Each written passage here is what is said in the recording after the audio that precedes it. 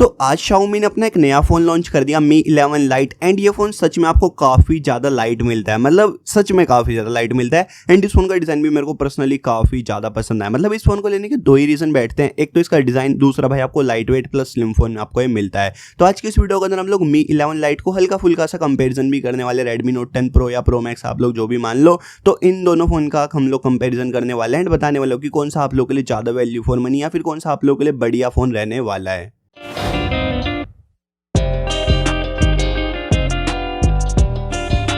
So hello सल्तनत, मेरा नाम है केशव। आज की इस वीडियो के अंदर हम लोग कंपैरिजन करने वाले Mi 11 Lite versus Redmi Note 10 Pro। मतलब कंपैरिजन नहीं, मैं आप लोगों को क्लियर कट ही बता दूंगा कि यार कौन सा फोन आप लोगों को लेना चाहिए। तो अगर आप लोगों को वीडियो पसंद आएगी तो वीडियो को लाइक कर देना, चैनल को सब्सक्राइब करना, वीडियो को अपने फ्रेंड या शेयर कर लेना, हो सके तो मुझे इंस्टाग्राम पे फॉलो कर लेना, लिंक आपको डिस्क्रिप्शन में मिल जाएगा। तो अब करते हैं इस वीडियो को जल्दी से स्टार्ट।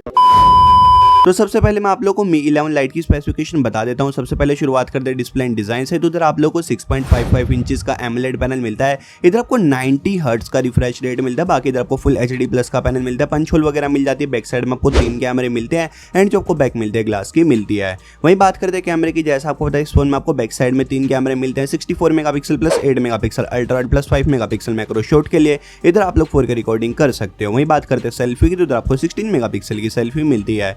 बात करते हैं प्रोसेसर की, तो इस फोन में आपको स्नैपड्रैगन का 732G का प्रोसेसर मिलता है, जो आपको 8nm का प्रोसेसर मिलता है, ऑक्टा कोर का प्रोसेसर है, Adreno का 618 का आपको GPU मिलता है। बात करते हैं बैटरी की, तो इस फोन में आपको थोड़ी सी कम बैटरी मिलती है क्योंकि इस फोन को पतला बनाना था, जिस वजह से यहाँ पर बैटरी कैपेसिटी को यहाँ पर थोड़ा सा कम कर दिया गया है। इधर आपको मिलते हैं 4250 mAh की बैटरी, टाइप सी का पोर्ट मिलता है। फोन आपकी 33 वोट की फास्ट चार्जिंग सपोर्ट करता है एंड आपको 33 वोट का ही फास्ट चार्जर बॉक्स के अंदर मिल जाता है।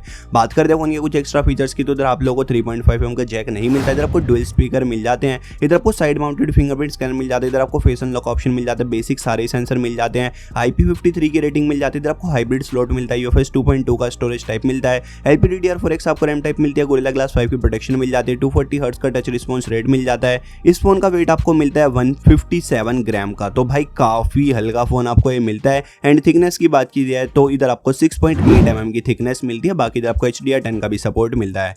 बात करते हैं वेरिएंट एंड प्राइस की, तो इस फोन में आपको 6GB की रैम 128GB की रोम मिल जाती है 22,000 के प्राइस पे।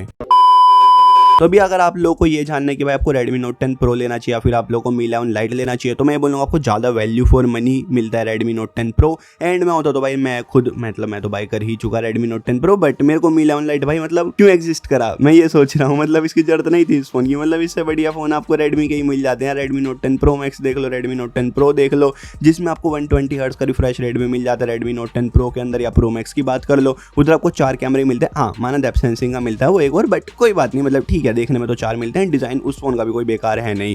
प्रोसेसर आपको दोनों फोन के अंदर सेम मिल जाता है। उधर आपको बैटरी भी ज्यादा मिल जाती है, उधर आपको 5000 के आसपास कुछ बैटरी मिल जाती है। उधर आपको 3.5mm का जैक में मिल जाता है। उधर आपको डेडिकेटेड स्लॉट भी मिलता है। उधर आपको बेटर पीक ब्राइटनेस भी मिल जाती है। और भाई प्राइस भी आपको बहुत, मतलब प्राइस गैप तो अच्छा खासा आप लोगों को मिल जाता है। मतलब कहाँ 17,500 एंड कहाँ 22,000, भाई अच्छा खासा गैप आप लोगों को मिल जाता है। तो मैं तो बोलूंगा अगर आप लोग ऐसे कंफ्यूज हो रहे हो तो कंफ्यूज बिल्कुल ही मत हो, Redmi Note 10 Pro ले लो, वो आपको best value for money phone मिल जाता है।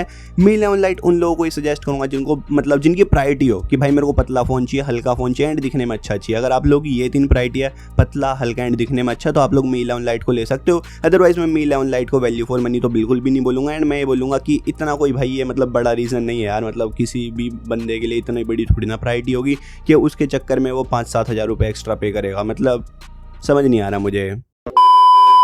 तो मैं तो बोलूंगा अगर आप लोग Mi 11 Lite को लेने का सोच रहे हो तो बिल्कुल क्रॉस मार दो इस चीज़ के ऊपर। आप लोग जा सकते हो Redmi Note 10 Pro की तरफ, या फिर आप लोग Mi 10i भी ले सकते हो यार, वो फोन भी आपको अच्छा मिलता है, जबकि वो तो आपको 5G मिल जाता है। तो आप लोग की मर्जी है। बाकी मैं तो बोलूंगा Redmi Note 10 Pro या Pro Max जो भी आपको ठीक लगे वाला फोन ले लो।